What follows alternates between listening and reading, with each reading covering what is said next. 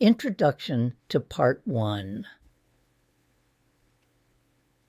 When love was still unimaginable.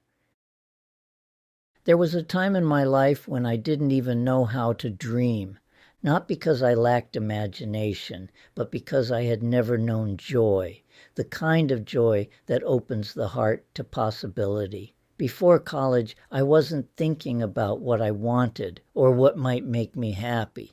When I first sat down with a counselor at Georgia Tech in 1984, I didn't know that I was beginning a journey that would lead to love, healing, and a life beyond anything I'd known. I was just trying to survive. College felt overwhelming. I had no real social skills. I had spent my adolescence in silence, invisible in my classrooms, uncertain in my own skin. I didn't know how to connect. I didn't know what it meant to belong. And so I found myself at age 18 walking into a campus counseling office, not because I had a vision for the future, but because I felt I wouldn't make it on my own. I had no idea then that this search for support would lead me not just to stability, but to profound transformation. If I had ever taken the time to dream, I would never have been at Georgia Tech and studying engineering.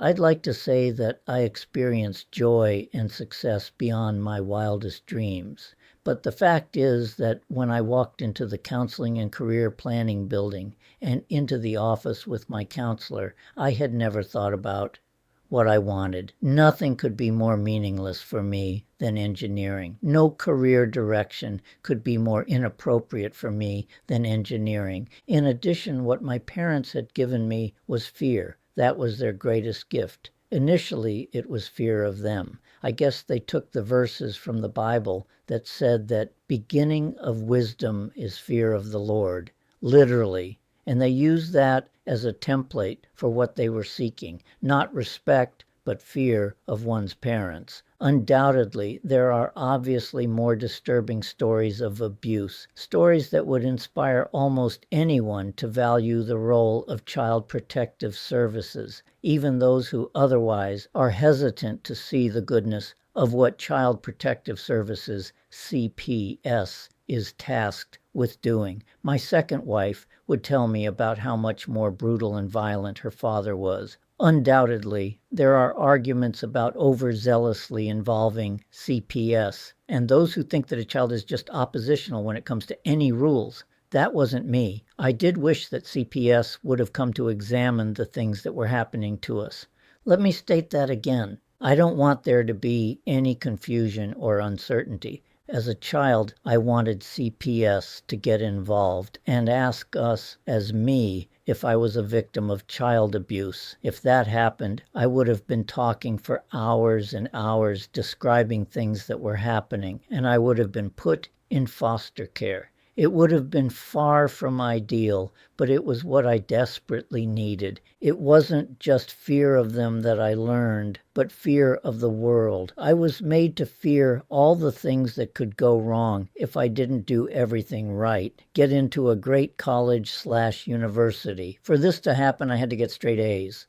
It's ironic that I didn't question this wisdom, since my brother and sister could not begin to approach the grades I was achieving in much more advanced courses. By high school, I was taking advanced placement classes for those on track to enter a prestigious and challenging university, and I was getting straight A's. Looking back, I now understand that what I was really searching for was attachment, the kind of secure, mutual, loving connection I had never experienced growing up. My family, though outwardly intact, was emotionally barren.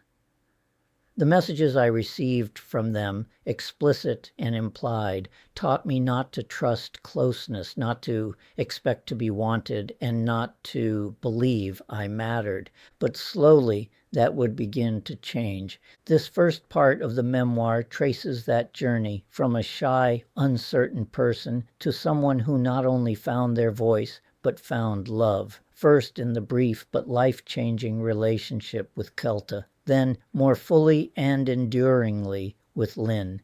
It was through these relationships that I came to understand what safety, intimacy, and joy truly felt like.